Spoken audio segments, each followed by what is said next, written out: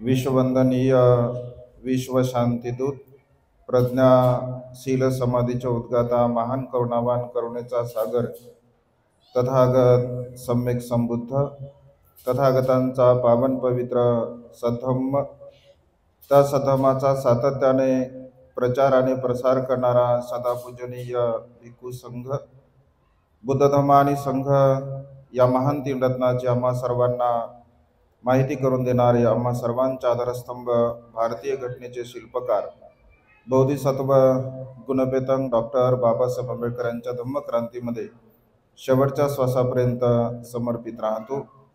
आज या मंगलमय प्रसंगी दिवंगत पूजनीय भिक्खू सुगंधवंजी महाथेरा यांच्या पुण्यानुमोदनाच्या निमित्ताने आपण सर्वजण या ठिकाणी उपस्थित आहात।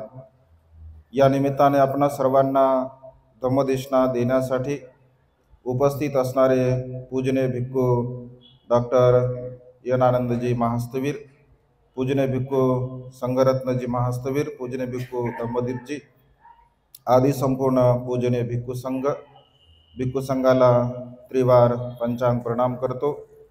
या निमित्ताने उपस्थित सर्व श्रद्धासंपन्न उपासक उपासिका, त्याचप्रमाणे आपल्या प्युरिटी ऑफ माइंड या यूट्यूब चॅनलच्या द्वारा धम्मदेशना श्रवण करून आपल्या जीवनामध्ये अनंत आणि असीम असं पुण्य संपादन करणारे सर्व श्रद्धासंपन्न उपासक उपासिका, आपणा सर्वांच्या प्रती अनंत अनंत मंगलकामना मंगलमैत्री भावना व्यक्त करतो व तुम्हा सर्वांच्या हितासाठी सुखासाठी आणि कल्याणासाठी धम्मदेशनेला प्रारंभ करतो। आपण सर्वांनी शांत चित्ताने एकाग्र चित्ताने तथागतांच्या श्रेष्ठ धम्मदेशनेला श्रवण करावे, ग्रहण करावे।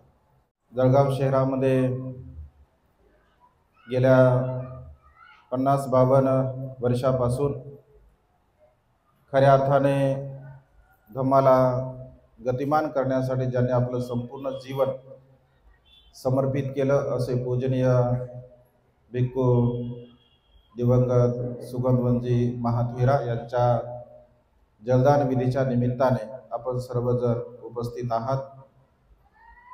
जळगाव शहरामध्ये पहिल्यांदा भिक्खूंचं निधन झालं आणि आपण बघितलं की संपूर्ण जळगाव परिसरातील जिल्ह्यातील खेड्यापाड्यातील सर्व श्रद्धासंपन्न उपासक उपासिका बंदेंना शेवटचा निरोप देण्यासाठी आले होते।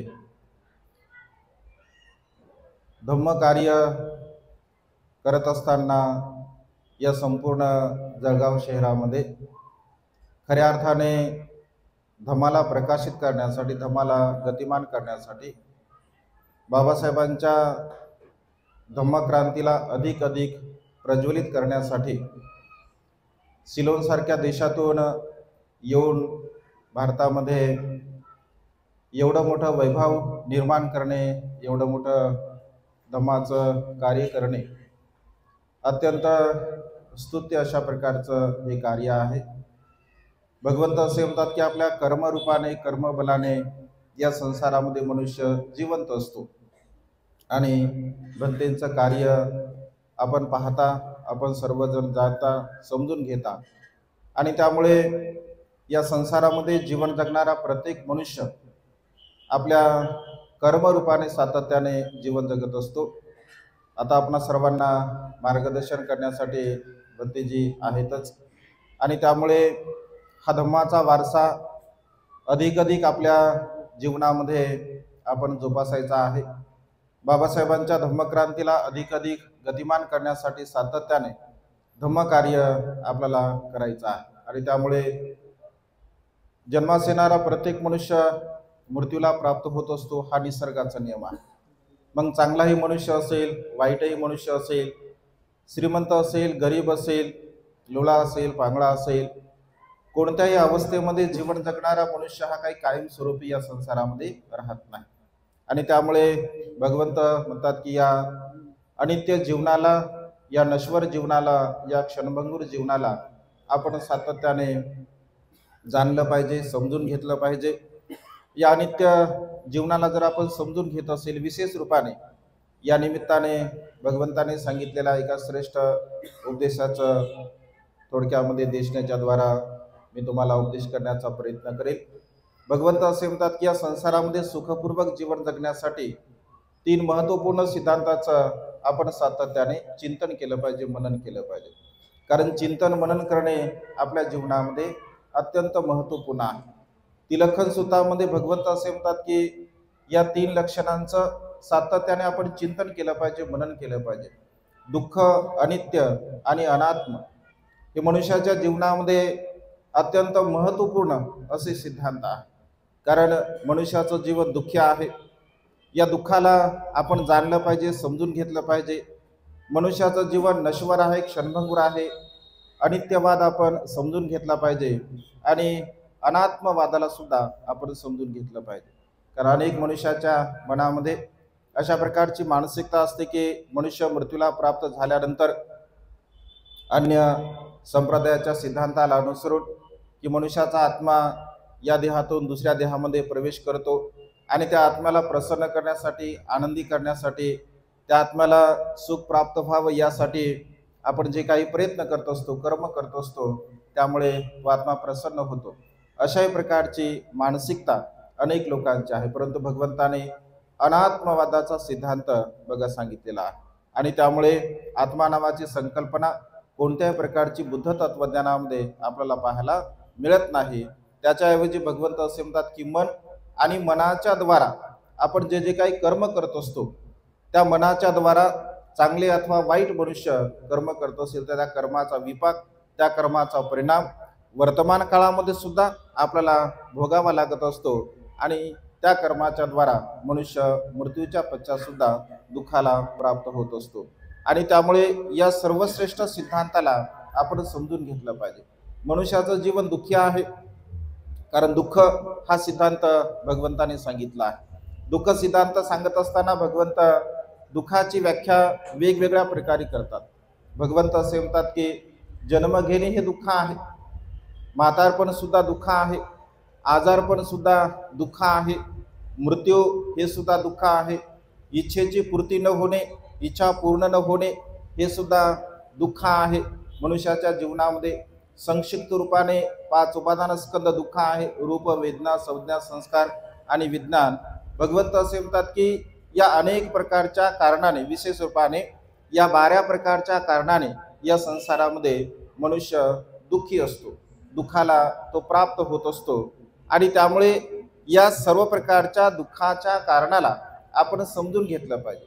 मग या दुःखाच्या कारणाला आपण का समजून घ्यावं, कशासाठी समजून घ्यावं, हे दुःखाचे कारण समजून घेतल्यानंतर आपल्याला काय लाभ होतो, आपल्याला काय फायदा होतो, तर भगवंत असे म्हणतात की मनुष्याच्या जीवनामध्ये या दुःखरूपी कारणाला जर आपण समजून घेत असेल तर हे दुःख निर्माण होणाऱ्या ज्या तृष्णा आहे, या तृष्णेच्या द्वारा जे दुःख निर्माण होत असते, दुःखाचा समुदय होत असतो, दुःखाचा संचय होत असतो, या सर्व प्रकारच्या तृष्णेचा आपण आपल्या जीवनामध्ये त्याग करू शकतो, त्याला पूर्णपणे नष्ट करू शकतो, नाहीसं करू शकतो।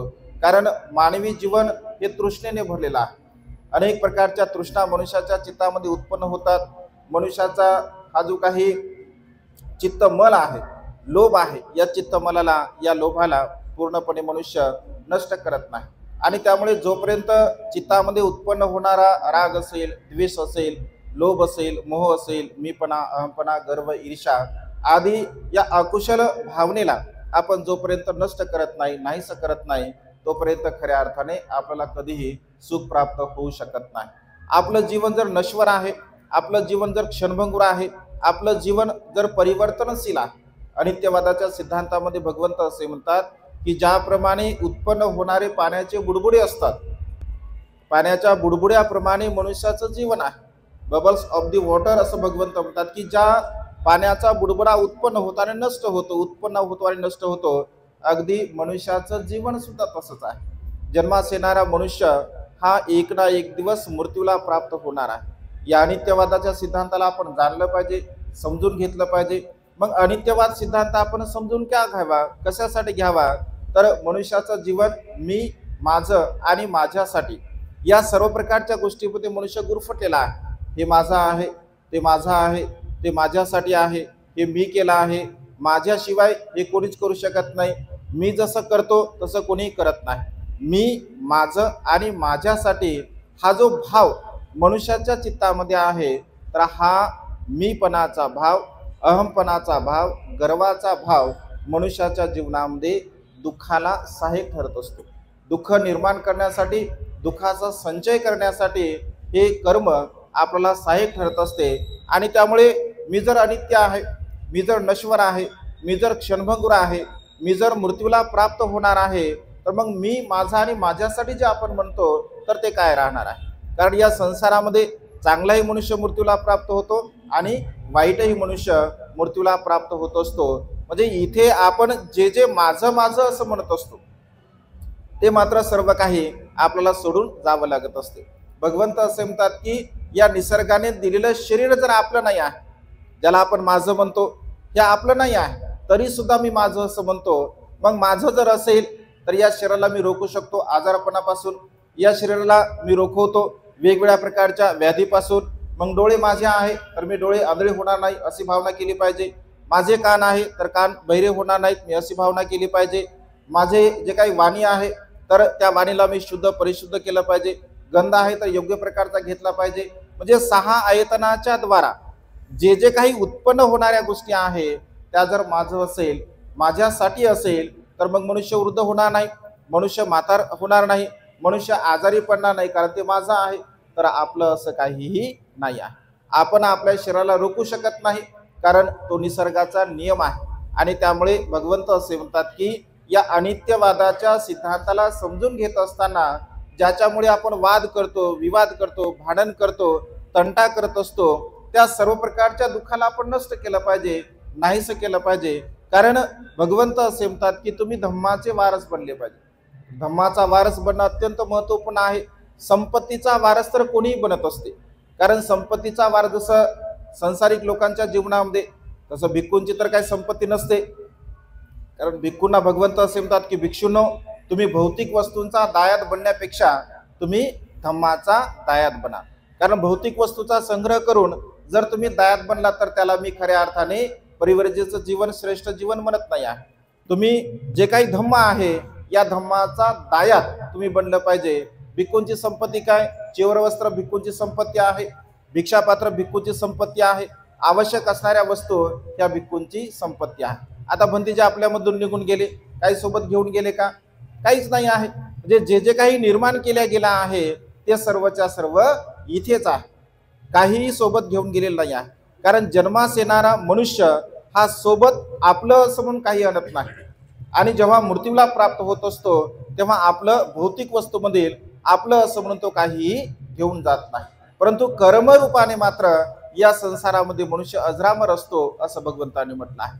कारण जे जे काही कर्म या संसारामध्ये मनुष्य करत असतो, आपल्या कायीच्या द्वारा, आपल्या वाचेच्या द्वारा आणि आपल्या मनाच्या द्वारा जे काही आपण कर्म करतो त्या कर्मरूपाने मात्र या संसारामध्ये मनुष्य जिवंत असतो. सामाजिक दृष्टिकोनातून समाजाच्या उपयोगासाठी, समाजाच्या हितासाठी, सुखासाठी आपण जे जे काही करत असतो ते कर्मरूपाने मात्र मनुष्य या संसारामध्ये जिवंत असतो.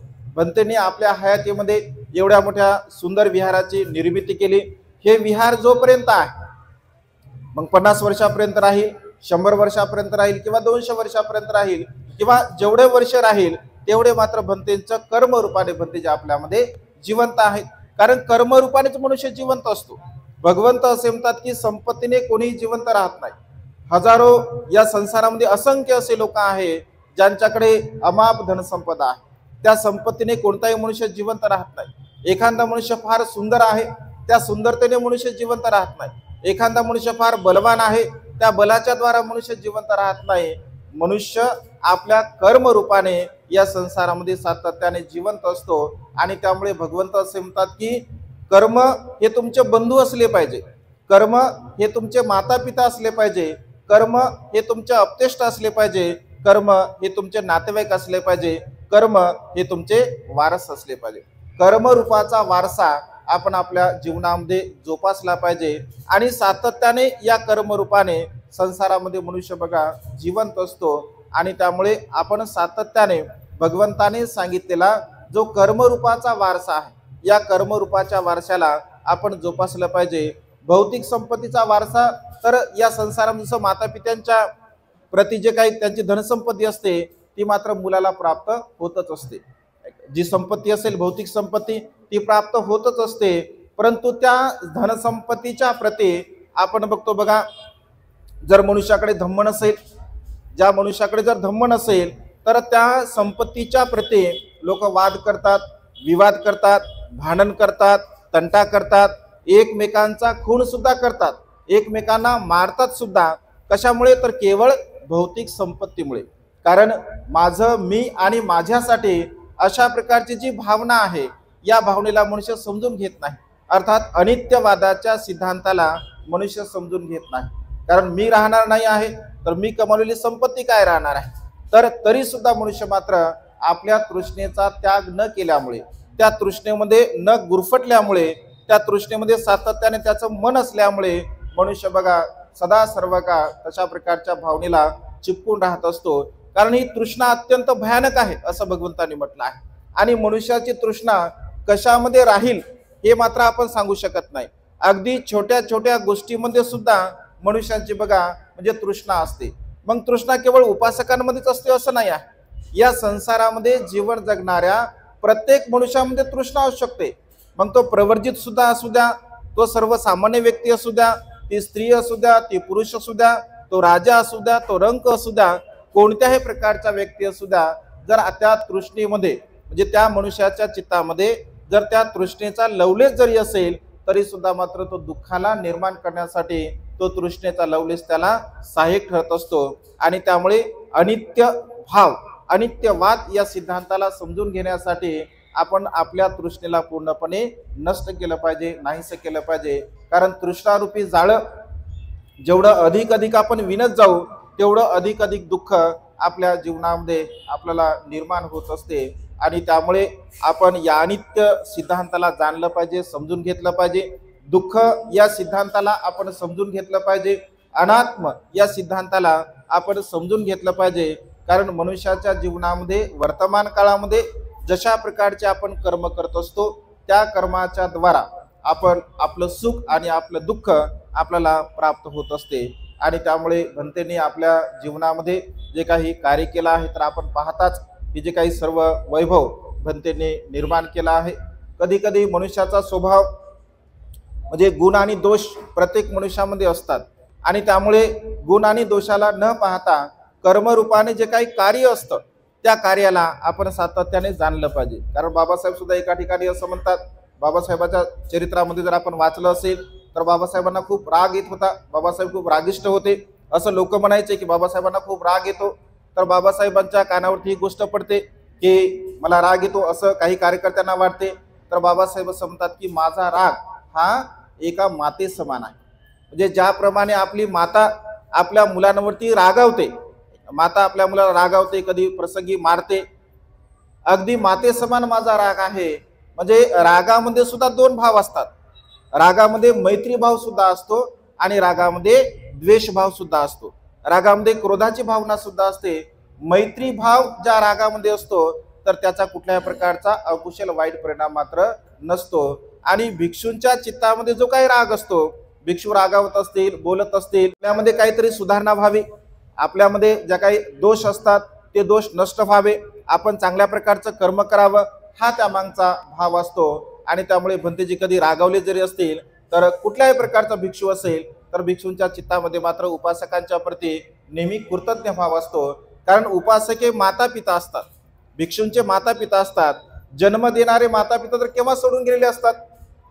म्हणजे गेल्या अनेक वर्षापासून बघा जन्म देणाऱ्या माता पित्यांना भंतेजी सोडलं. आणि आपण म्हणजे सर्व जे काही जळगाव वासी आहे किंवा जळगाव शहरातील श्रद्धा संपन्न उपासक उपासिका आहे तर ते भंतेंचे माता पिता होते. म्हणजे अगदी माता पित्याप्रमाणे भंतेंचा बघा आपण सांभाळ केला आहे. वृद्धाप काळामध्ये भंतेंना आपण आजारपण सुद्धा झेललेला आहे. आजारपणामध्ये सुद्धा खूप चांगल्या प्रकारची सेवा केली आहे.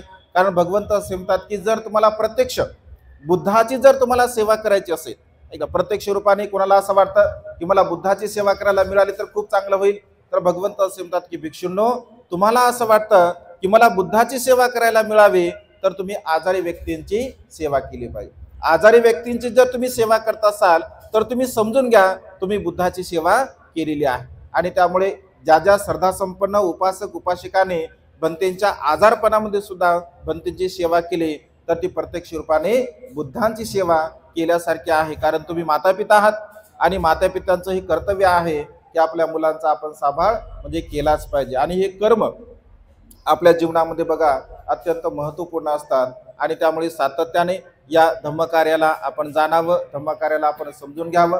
आता भंतेजी इथे राहणार आहेत, नक्कीच आपल्याला पुन्हा पुन्हा धम्माचा म्हणजे लाभ होणार आहे. आणि हा धम्माचा लाभ आपण आपल्या जीवनामध्ये सातत्याने पुन्हा पुन्हा जे काय आपण जो काही वारसा आपला धम्माचा वारसा आहे बाबासाहेबांच्या आदेशाला अनुसरून दर रविवारी आपण विहारामध्ये सातत्याने येत असतो ते कंटिन्यूपणे म्हणजे चालणारच आहे भंतेच्या मार्गदर्शनाखाली. म्हणजे धम्माची चळवळ बाबासाहेब असं म्हणतात की जागृतीचा विस्तव आपण कधीही म्हणजे शांत होऊ दिला नाही पाहिजे. जागृतीचा विस्तव आपण कधीही थंडा नाही होऊ दिला पाहिजे, विझू नाही दिला पाहिजे. तो सतत सतत ती जागृतीचा विस्तव आपण सातत्याने ठेवला पाहिजे. या निमित्ताने आणखी एक मला बोलायचं आहे की महाबोधी विहाराचं सध्या फार मोठं एक वातावरण निर्माण होत आहे. महाबोधी विहार म्हणजे मुक्त झालं पाहिजे ब्राह्मणांच्या तावडीमधून. तिथे जो काही 1949चा जो कायदा आहे तो कायदा नष्ट झाला पाहिजे. त्या स्वरूपामध्ये सुद्धा आपलं सुद्धा त्यामध्ये फार मोठं योगदान असणं गरजेचं आहे. खऱ्या अर्थाने महाबोधीचा जो काही हा चळवळीचा वारसा आहे किंवा महाबोधी विहार मुक्त व्हावं यासाठी सर्वात अगोदर जर आंदोलन जर कोणी केलं असेल तर ते म्हणजे अनागारिक धम्मपाल यांनी ते आंदोलन केलेलं आहे. त्यानंतर अनेक भिक्षूंनी ते आंदोलन केले आहेत. आता पुन्हा नव्याने ते महाबोधी विहाराचं आंदोलन सुद्धा जे समोर आलेलं आहे तर त्यासाठी सुद्धा आपलं नैतिक कर्तव्य म्हणून ते सुद्धा आपण त्यामध्ये सुद्धा सातत्याने ते काम करण्याचा प्रयत्न केला पाहिजे. ही एक मोठी फार आपली जबाबदारी आहे. कारण सर्वांचे जे काही धार्मिक स्थळं आहे ते प्रत्येकांच्या ताब्यामध्ये आहेत. एकमेव या स्वातंत्र्य भारतामध्ये असणारी फार मोठी शोकांतिका आहे. जे स्वातंत्र्य भारतामध्ये म्हणजे जे काही बौद्धांची विरासत आहे किंवा बौद्धांची जी काही संपदा आहे तर ती बौद्धांची विरासत मात्र बौद्धांच्या हातामध्ये नाही आहे. तर अनेक ठिकाणी अतिक्रमण केल्या गेलं आहे. लेण्यावरती सुद्धा अतिक्रमण केल्या गेलं आहे, विहारावरती सुद्धा अतिक्रमण केल्या गेलं आहे. तर ते अतिक्रमण का केले? कारण आपण जागरूक नसल्यामुळे, आपण सतर्क नसल्यामुळे, आपल्या मनामध्ये तीन रत्नांच्या प्रती श्रद्धाभाव नसल्यामुळे या गोष्टी पुढे पुढे येत आहेत. आणि त्यामुळे भंतेंच्या जलदान विधीच्या निमित्ताने बघा आपण सर्वजण आला आहात. भंतेंचा हा धम्मरूपी वारसा आपण सातत्याने आपल्या जीवनामध्ये जोपासला पाहिजे. सातत्याने बाबासाहेबांच्या धम्मक्रांतीला अधिक गतिमान करण्यासाठी आपण आपल्याकडून जे जे काही होतं, जे जे काही करता येतं ते करण्याचा आपण प्रयत्न केला पाहिजे. ज्याला धनसंपत्ती देता येते त्याला धनसंपत्ती दिली पाहिजे. ज्याला बौद्धिक बुद्धिमत्ता देता येते त्यांनी बुद्धिमत्ता दिली पाहिजे. ज्याला श्रम देता येते त्याने श्रम दिलं पाहिजे. ज्याला संघटन कौशल्य आहे, ज्याला संघटन देता येते त्याने संघटन दिलं पाहिजे. म्हणजे आपल्यामध्ये असणारा जो काही सद्गुण आहे, आपल्यामध्ये असणारा जो काही भाव आहे भोजनासाठी नाही म्हणजे भोजनासाठी जायचं तर हा जो काही वारसा आहे हा वारसा आपण आपल्या जीवनामध्ये जोपासला पाहिजे. कारण आपलं नैतिक कर्तव्य म्हणून हे नैतिक जे कर्तव्य आहे या नैतिक कर्तव्याला आपण जाणलं पाहिजे, आपण समजून घेतलं पाहिजे. कारण ही नीतिमत्ता, ही नैतिकता जर आपण सांभाळत असेल, जोपासत असेल तर नक्कीच आपल्या जीवनामध्ये बाबासाहेबांच्या या धम्मक्रांतीला जे गतिमान करण्यासाठी आपण हे कार्य सातत्याने केलं पाहिजे, करत राहिलं पाहिजे.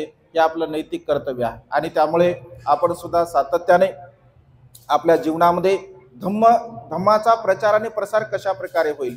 कारण आज घडीला केवळ एकमेव धम्म हे क्षेत्र आहे. आपल्या उन्नतीचं जर क्षेत्र कोणतं असेल तर ते आपल्या उन्नतीचं क्षेत्र म्हणजे धम्म कार्य आहे. आणि धम्मामध्ये जेवढी नीतिमत्ता आपण निर्माण करू, धम्मामध्ये जेवढं अधिक आपण परिपक्वता प्राप्त करू तेवढी अधिक आपल्या जीवनाची उन्नती होऊ शकते. आणि त्यामुळे सातत्याने आपण धम्म कार्याला जाणलं पाहिजे, धम्माला जाणलं पाहिजे, धम्माला समजून घेतलं पाहिजे. हा धम्म वारसा खऱ्या अर्थाने आपल्याला बघा जोपासायचा आहे. आणि त्यामुळे धम्म कार्य आपल्या जीवनामध्ये करणं अत्यंत गरजेचं आहे. भगवंताने सांगितलेल्या सिद्धांताला आपण समजून घेतलं पाहिजे. प्रॅक्टिकली धम्माचं अनुसरण आपण जोपर्यंत बघा करत नाही तोपर्यंत खऱ्या अर्थाने हा धम्माचा वारसा आपण जोपासू शकत नाही. आणि त्यामुळे भगवंताने सांगितलेला जो सिद्धांत आहे या सिद्धांताला आपण समजून घेतलं पाहिजे. आज खऱ्या अर्थाने म्हणजे पौर्णिमेचा दिवस आहे बघा. आज अनेक सदासंपन्न उपासक उपासकांनी उपोषणशील सुद्धा आपल्या जीवनामध्ये म्हणजे धारण केला आहे. आणि त्यामुळे हे जे काही कुशल कर्म पुण्यकर्म आपण करतो ते कुशल कर्म ते पुण्यकर्म, या कुशल कर्माचा या पुण्यकर्माचा हा जो वारसा आहे, हा वारसा आपण सातत्याने आपल्या जीवनामध्ये म्हणजे जोपासला पाहिजे. उपोषणशीलाचं आचरण करून सुद्धा अनंत आणि असीम असं पुण्य आपण आपल्या जीवनामध्ये निर्माण करू शकतो, प्राप्त करू शकतो. आणि त्यामुळे जेवढं अधिक प्रॅक्टिकली धम्माचं अनुसरण आपण करत असेल, प्रॅक्टिकली धम्माचं आचरण आपण जोपर्यंत करत नाही तोपर्यंत खऱ्या अर्थाने धम्म वारसा किंवा धम्माची चळवळ अधिक गतिमान होणार नाही. आणि त्यामुळे भगवंताने सांगितलेला श्रेष्ठ सिद्धांताला आपण समजून घेतलं पाहिजे, जाणून घेतलं पाहिजे. भंतेने जो काही धम्म वारसा म्हणजे आपल्याला दिलेला आहे त्या धम्म वारसाला सुद्धा आपण समजून घेतलं पाहिजे. कारण खऱ्या अर्थाने बघा, मला असं वाटतं की जळगाव शहरामध्ये म्हणजे एकमेव भंते जे होते म्हणजे भिक्षू म्हणून, त्यांच्यापूर्वी जसं भुसावळा आपण म्हणतो की पयाती संबंधी जे होते, जळगाव शहरामध्ये सुगतवा संबंधी जे होते, म्हणजे या संपूर्ण खानदेश पट्ट्यामध्ये जर आपण विचार केला असेल तर केवळ 2 भिक्षू बघा या परिसरामध्ये होते. संघरत्नमध्ये सुद्धा म्हणजे आपल्यामध्ये अनेक वर्षापासून राहतात आणि येणारे भिक्षू काही दिवस राहतात, काही निघून जातात. परंतु खऱ्या अर्थाने स्थायी रूपामध्ये म्हणजे धम्माची जी चळवळ आहे तर ती धम्माची चळवळ भक्तींच्या द्वारा गतिमान केली. आम्ही 4-5 वर्षापासून येतो, पण वर्षावासापुरता 3 महिन्यापर्यंत येतो आणि तुम्ही सर्व जाणता, तुम्ही सर्व पाहता. कारण शेड्यूल खूप बिझी असल्यामुळे एका ठिकाणी आपण राहू शकत नाही. कारण संपूर्ण महाराष्ट्रामध्ये धम्माचा प्रचार आणि प्रसाराच्या दृष्टिकोनातून आमच्या धम्म दौरे सातत्याने असतात, तुम्ही जाणता. तर भगवंताने सांगितलेला हा जो मार्ग आहे, भगवंताचा हा धम्म आहे, तर प्रत्येक शेवटच्या व्यक्तीपर्यंत आपल्याला पोहोचवायचा आहे. शेवटच्या व्यक्तीपर्यंत हा धम्माचा मार्ग त्यांच्यापर्यंत आपल्याला पोहोचवायचा आहे. आणि त्यामुळे आपलं जे काही नैतिक कर्तव्य आहे या नैतिक कर्तव्याला आपण जाणलं पाहिजे, आपण समजून घेतलं पाहिजे. बाबासाहेबांच्या धम्मक्रांतीला सुद्धा आपण समजून घेतलं पाहिजे. आणि त्यामुळे सातत्याने आपण विहारामध्ये येत राहावं. विहारामध्ये जे काही धम्म ॲक्टिव्हिटीज आपल्या आहे, दर संडेच्या ज्या ॲक्टिव्हिटीज आहे त्या सातत्याने आपण पूर्ण करण्याचा प्रयत्न केला पाहिजे. विहाराचे जे काही छोटे मोठे कामं असतात त्या विहाराच्या छोट्या मोठ्या कामांना सुद्धा आपण पूर्ण करण्याचा प्रयत्न केला पाहिजे. आता भंते आपल्यातून निघून गेले, भंतेंच्या मला वाटतं चैत्याचं सुद्धा काहीतरी काम म्हणजे करायचं आहे, तर ते आपल्याला म्हणजे काम करायचं आहे. ते जेवढे काही धार्मिक कार्य आपल्याला करता येणार आहेत किंवा करायचे आहेत ते सर्वच्या सर्व बघा ते कार्य आपल्याला करायचे आहे. माहोल तर बाहेरचा इकला तिकला माहोल फार डेंजर आहे बघा. म्हणजे सकाळपासून आपण बघतो हा म्हणजे सुरू आहे, याला मारसेना म्हणतात. याला हा संदर्भ सुद्धा बौद्ध साहित्यामध्ये आलेला आहे. म्हणजे आज जो उत्सव आहे हा उत्सव सुद्धा बौद्ध साहित्यामध्ये आलेला आहे. याला भगवंताने मूर्खांचा उत्सव म्हटलेला आहे. म्हणजे हा जो उत्सव आहे याला मूर्खांचा उत्सव भगवंताने असं म्हटलं आहे. कारण 7 दिवसापर्यंत बौद्ध साहित्याचं आपण वाचन चिंतन म्हणून जर केलं असेल तर 7 दिवसापर्यंत हा उत्सव लोक करत होते. पूर्वीच्या काळामध्ये भगवंताच्या काळामध्ये 7 दिवसापर्यंत भिक्खू संघाला उपासकांनी विनंती केली, भगवान आपण कुठे भिक्षाटनासाठी जाऊ नये. कारण लोक अपशब्द बोलतात, लोक वाईट बोलतात, लोक अंगावरती चिखल फेकतात, वेगवेगळ्या प्रकारचा रंग फेकतात.